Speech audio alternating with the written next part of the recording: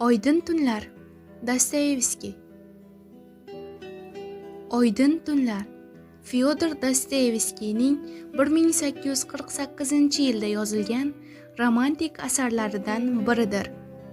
Unda yolg'izlik, orzu, muhabbat va tushkunlik kabi nozik tuyg'ular tasvirlanadi. Asar bosh qahramoni hayotdan chetlab qolgan, ko'proq o'z dunyosida yashaydigan xayolparast yigit bo'lib, u Peterburgdagi sokin oydin tunlarida bir qiz Nastinka bilan tanishadi. O'tgan 4 tun davomida ular bir-biriga yuraklarini ochadi. Biroq bu tuyg'ular achchiq haqiqat bilan to'qnashadi. Roman soddaligiga qaramay, inson qalbining eng chuqur qatlamlariga kirib boradi va o'quvchini ham o'z ichki kechinmalari bilan yuzma-yuz qiladi.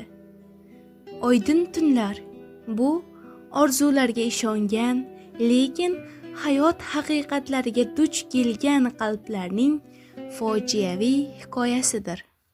Меня зовут Настенька. Настенька?